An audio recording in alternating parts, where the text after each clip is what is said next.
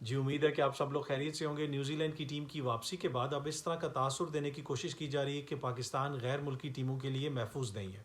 मुझे आज एक बैनुल-अक़वामी सहाफ़ी ने एक वीडियो भेजी। इस वीडियो के अंदर इस्लामाबाद की लाल मस्जिद के मौलाना अब्दुल अज़ीज़ इस्लामाबाद की पुलिस को कुछ कह रहे हैं। पहले आप ये ज़रा वीडियो देखें, फिर हम गुफ्तगू के सिलसिले को आगे बढ़ाते हैं। इस नौकरी के ऊपर तो लानत भेजो इसको। यहाँ तो मैं आपको ये बच्चियाँ नजर आती हैं, ये तो तालिबान आएंगे, पाकिस्तान के तालिबान भी आपका हशर कर देंगे इंशाल्लाह। हाथ तो लगाओगा।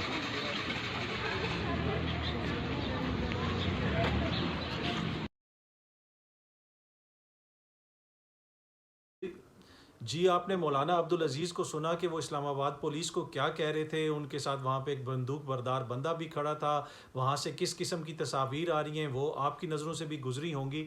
अब मुझे ये वीडियो एक बैनुल-अक़वामी सहाफ़ी ने भेजी और उसने कहा कि जी आप ये कह रहे हैं कि पाकिस्तान महफूज है, और गुज़िश्ता रोज़ आपने एक वीडियो भी बनाई, आपने न्यूज़ीलैंड के ऊपर तनकीद की, आप पूरी दुनिया के ऊपर तनकीद कर रहे हैं। आप ये कहते हैं कि जी आपके मुल्क के ख़िलाफ़ साजिश हो रही है, अमरीका और मगरिब की एजेंसियाँ अफ़गानिस्तान में नाकाम हो गई हैं और वो अपनी नाकामी को छुपाने के लिए पाकिस्तान को बदनाम कर रहे हैं। लेकिन मेरा आपसे ये सवाल है, उन सहाफ़ी ने मुझसे ये सवाल किया कि ये वो शख्स हैं जिनके खिलाफ ऑपरेशन हुआ, जिस ऑपरेशन के अंदर पाकिस्तान आर्मी के एक एसएसजी के कर्नल शहीद हुए, उसके अलावा दीगर कितने सिक्योरिटी एहलकार शहीद हुए।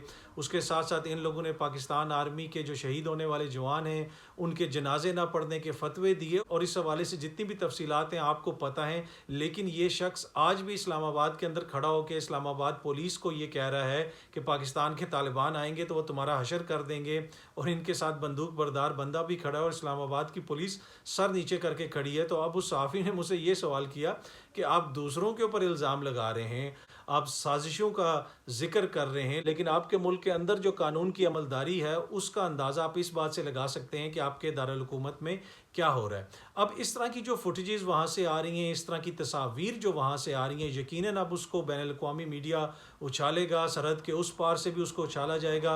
वहाँ से सहाफ़ियों ने इस किस्म की ट्वीट्स भी करना शुरू कर दी हैं, इस तरह के सवालात उठाने शुरू कर दिए हैं कि क्या पाकिस्तान महफूज है, क्या वहाँ पे किसी गैर मुल्की टीम को जाना चाहिए। और हालिया दिनों में हमने देखा कि पाकिस्तान आर्मी के ऊपर होने वाले हमलों में इजाफा हुआ, 7 जवान शहीद हुए वज़ीरिस्तान के इलाके में, उसके अलावा दीगर हमले भी हो रहे हैं। फिर न्यूजीलैंड की टीम अचानक वापस चलेगी, और इस वक्त जो इंग्लैंड की टीम ने दौरा करना है पाकिस्तान का अगले माह, उस हवाले से भी जो सिक्योरिटी टीम है वो जायज़ा ले रही है, वो अपनी रिपोर्ट बना रही है। इंग्लैंड फिर फैसला करेगा कि उसने आना है या नहीं आना।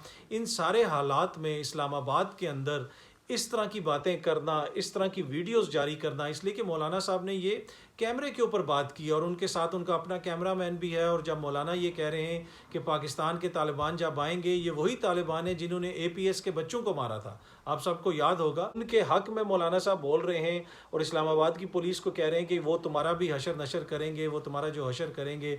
और कैमरामैन फिर साथ कह रहा है इंशाल्लाह, साथ वहाँ पे गनमैन भी खड़ा है।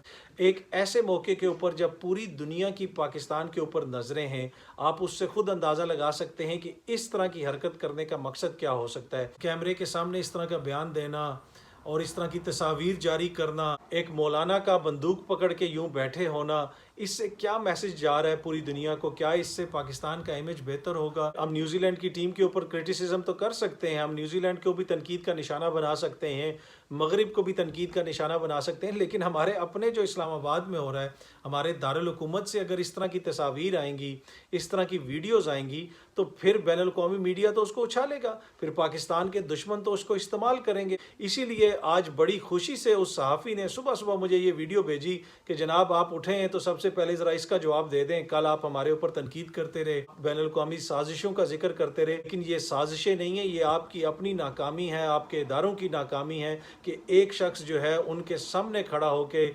इस्लामाबाद के अंदर उनको ये कह रहा है कि पाकिस्तानी तालिबान, वो तालिबान जिन्होंने आपके बच्चों के गले काटे, जिन्होंने एपीएस के अंदर बच्चों को शहीद किया, वो आएंगे और वो तुम्हारा भी हशर नशर करेंगे। इदारे उस शख्स के सामने बेबस हैं। लिहाजा आप दूसरों के ऊपर तनकीद करने के बजाय, दूसरों के ऊपर इल्ज़ामात लगाने के बजाय और हर चीज़ में साजिश ढूंढने के बजाय अपनी नाकामियों का जायज़ा लें।